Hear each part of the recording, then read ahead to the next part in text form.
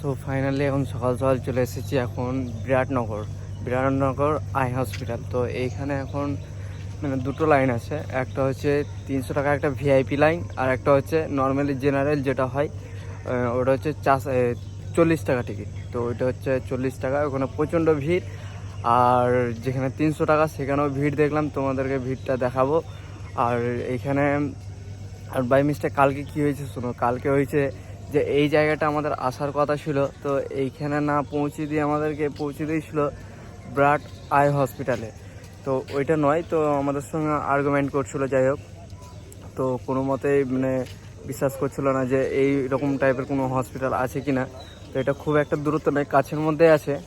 তো যাই হোক, আমরা মানে ছবি ছিল, তো ছবিটা স্ক্রিনশট করা ছিল। তো এই স্ক্রিনশট করা ওই ছবিটা যখন দেখালাম একটা টোটোওয়ালাকে, তো সেই টোটোওয়ালা বললো কি হ্যাঁ আছে, কিন্তু এইখানে খুব একটা ভালো চিকিৎসা হয় না, আর এখানে নাকি অনেক টাকা পয়সা খরচা হয় আর অনেক সময় লাগে। তো যাই হোক, তো এইখানেই তো আমাদের মেন টার্গেট আসার এখানে।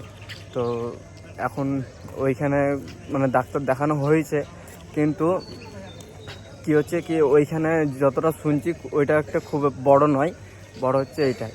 তো যাই হোক, ওইখানে কি একটা লিঙ্ক, কিছু তো একটা লিঙ্ক আছে যে তার মাধ্যমে ওইখানে পৌঁছে দিচ্ছে সব প্রত্যেকটা মানে কাস্টমারদেরকে, এদেরকে কি ওইখানে কিছু তো একটা হাত আছে, যেটা বুঝতে পারলাম কালকে। তো যাই হোক, কোনোরকম করে ওইখানে মানে কিছুটা টাইম কেটে গেছে, কালকে ডাক্তার দেখানো হয়নি। তো এখন আজকে এইখানে বিরাটনগর হসপিটালে, আই হসপিটালে এইখানে দেখাবো আজকে, কারণ টিকিট যেন করতে পারি। ভিডিওটা অফ করলাম যেহেতু এই গেটের কাছে মানে সিকিউরিটি গার্ড ছিল। সিকিউরিটি গার্ড আমাকে ভিডিও করতে দেখেছে, তো সিকিউরিটি গার্ডে মানা করলো ভিডিও করতে, বলছে ভিডিও কেন করছে, হিন্দিতে বলছে, ওদের ভাষায় বলছে। তো যাই হোক, নেপালি ইন্ডিয়ান অনেক আছে, অনেক ভারতীয় অনেক আছে, বেশিরভাগ ভারতীয় দেখতে পাচ্ছি এখানে। তো চিকিৎসা খুব সুন্দর হয়, চিকিৎসা খুব ভালো হয় তার জন্য। তো যাই হোক, বেশি ভিডিও করলাম না যেহেতু মানা করছে। এখন যদি ফোন টোন কেড়ে নেয় বা কিছু করে, সেই জন্য আমি আর অফ করে দিলাম ক্যামেরাটাকে।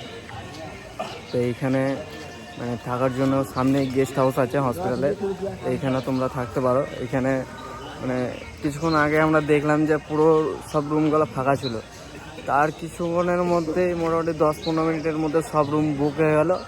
এইখানে আর রুম পাওয়া যাচ্ছে না। তাও একটা রুম একজন দেখেছিল অ্যাটাচ মানে ডবল রুম, তো সেই রুমটা ছেড়ে দিল, সেই কারণে আমরা ওই রুমটা পেয়ে গেছি। তো যাই হোক, ওইটা কন্টিনিউ করছি, কালকে থেকে আজকেও থাকতে হবে।